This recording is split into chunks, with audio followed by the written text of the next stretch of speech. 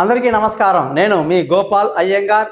22వ తారీఖు జూన్ నెల 2025 నుంచి 28వ తారీఖు జూన్ నెల 2025 వరకు మేషరాశి నుంచి మీనరాశి వరకు వార ఫలాలు ఎలా ఉందో ఈరోజు తెలుసుకుందాం. ముఖ్యంగా ఈ వారంలో బుధ గ్రహం అనేది మిథున రాశి నుంచి కర్కాటక రాశిలోకి ప్రవేశిస్తున్నారు. దీని ఫలితాలు 12 రాశుల మీద కూడా చాలా గొప్పగా ఉంటాయి. ఆ వివరాలను కూడా మనం ఇవాళ తెలుసుకుందాం. ముఖ్యంగా నేను మీ అందరికీ మన నక్షత్రం గురించి, ఏ నక్షత్రం మన నక్షత్రం నుంచి ఏ నక్షత్రం మంచిది, ఏ నక్షత్రం చెడ్డది, ఏ నక్షత్రం రోజు ఉన్నప్పుడు మనం మంచి పని చేయొచ్చు, చేయకూడదు అనే వివరాలను కూడా మీకు చాలా క్లియర్గా ఇప్పుడు వచ్చే వీడియోలో చెప్తున్నాను. జాగ్రత్తగా శ్రద్ధగా వినండి. ఈ వారఫలం అనేది ఆదివారం నుంచి శనివారం వరకు, భరణి నక్షత్రం నుంచి పుష్యమి నక్షత్రం వరకు, అలాగే ద్వాదశి తిథి నుంచి తదియ తిథి వరకు కూడా ఉంటుందని గమనించాలి. ముఖ్యంగా ఈ వారంలో గ్రహస్థితి కానీ చూసుకుంటే శని మీనరాశిలో, శుక్రుడు వృషభ రాశిలో, సూర్యుడు మిథున రాశిలో, గురువు మిథున రాశి, బుధుడు కర్కాటక రాశి, అలాగే కుజ కేతు గ్రహాలు సింహరాశిలో, రాహు వచ్చేసి కుంభరాశిలో సంచరిస్తున్నాడు. ఈ సిచ్యువేషన్ని బట్టి నేను ముందుగానే ఎన్నోసార్లు చెప్పా, రాహుకేతు మధ్యలో అన్ని గ్రహాలు ఇరుక్కున్నాయండి, మొత్తం యుద్ధ వాతావరణం ఉంటుంది. ఈ అహ్మదాబాద్ ఫ్లైట్ విషయమే కాదు, మొన్న ఈ మధ్య చార్ధామ్ దగ్గర ఒక హెలికాప్టర్ కూలిపోవడం కాదు, లేదా ఇవాళ ఇరాన్ ఇజ్రాయెల్ గొడవలు కానీ ఏదైనా కానీ ఈ యుద్ధ వాతావరణం ప్రపంచాన్ని భయకంపితులు చేస్తుంది. ఖచ్చితంగా అది ప్రపంచం మీద అందరి మీద ఎఫెక్ట్ అవుతుంది.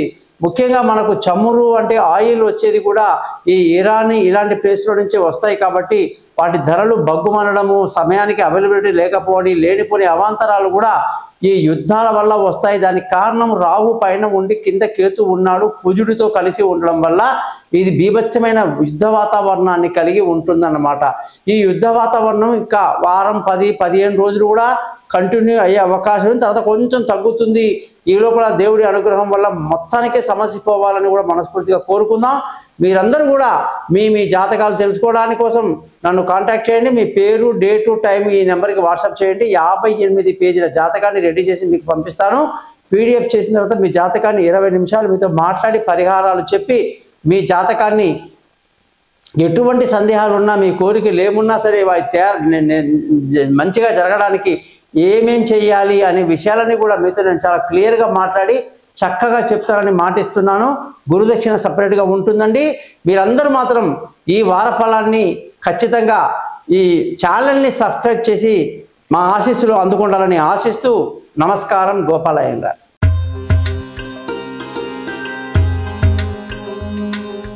అందరికీ నమస్కారం. మీనరాశి వాళ్ళందరికీ 22వ తారీఖు జూన్ నెల 2025 నుంచి 28వ తారీఖు జూన్ నెల 2025 వరకు వారఫలం ఎలా ఉందో చూద్దాం. మీనరాశి వాళ్ళకి గురువు అధిపతి చతుర్థ స్థానంలో అద్భుతంగా ఉన్నాడు. అలాగే బుధుడు పంచమంలోకి రావడం జరిగింది. ముఖ్యంగా బుధుడు పంచమంలో అంటే కర్కాటక రాశిలో రావడం వల్ల భార్యాభర్తల మధ్య చక్కటి సయోధ్య కలిగి సంతోషంగా ఆనందంగా గడపడమే కాదు, పెళ్లి కాని వాళ్ళకు పెళ్లి కుదురుతుంది, దూరంగా ఉన్న వాళ్ళు కలుసుకుంటారు, పార్ట్నర్షిప్ బాగా కలిసి వస్తుంది, ప్రేమికులకు చాలా అనుకూలంగా ఉంది. సొంత ఇల్లు, వాహనాలు, విలువైన వస్తువులు, ఆస్తులు అన్ని కూడా కూడగట్టుకోవడానికి మీనరాశి వాళ్ళకి చాలా బాగుంది. లావాదేవీలు లాభదాయకంగా ఉన్నాయి. బంధువుల, స్నేహితుల సహాయ సహకారాలు పెద్దగా లభించదు. అలాగే మనం మానసిక స్థైర్యాన్ని కలిగి ముందుకెళ్ళాలి. మీ జాతకంలో మీకు ధన ఆదాయానికి గండి కొట్టింది కుజుడు. సమయానికి డబ్బు రాదు. కుటుంబంలో మానసిక స్థితి ఎవరికి బాగుండకపోవడం, చదువుల విషయంలో, పిల్లల విషయంలో పెండింగ్ ఉండడం లాంటివి కుజుడు యొక్క స్థితి సరిగ్గా లేకపోవడం జరుగుతుంది. కాబట్టి కుజగ్రహానికి పరిహారం చేసుకోవడం మంచిది. శుక్రగ్రహాన్ని కూడా కొంచెం చేసుకోండి. బుధుడు చాలా బాగున్నాడు. బుధగ్రహం వల్ల ఇబ్బంది లేదు. చంద్రుడు మీకు మంచి తెలివితేటలను ఇస్తున్నాడు, మంచి కుటుంబ వాతావరణం ఇస్తున్నాడు. పిల్లల చదువు విషయంలో మీరు తీసుకునే నిర్ణయాలు, విదేశాలకు పంపడం, విదేశీ విద్య, విదేశీ సబ్జెక్టులో వాళ్ళకి రావటం, సీట్లు ఆనందాన్ని కలిగిస్తాయి. దూర ప్రయాణాలు బాగా కలిసి వస్తాయని చెప్పేసి మీనరాశి వాళ్ళకి మనం క్లియర్గా చెప్పాలి. ఆరోగ్యపరమైన విషయాలు చాలా జాగ్రత్తలు తీసుకోవాలి. రుణ ఒత్తిడి ఎక్కువ ఉంటుంది. శత్రువుల మీద ఒక కన్నేసి ఉంచడం ఈ రాశి వాళ్లకు ఎంతైనా మంచిది. ఇకపోతే భార్యాభర్తల విషయంలో మీకు ముందే చెప్పాను.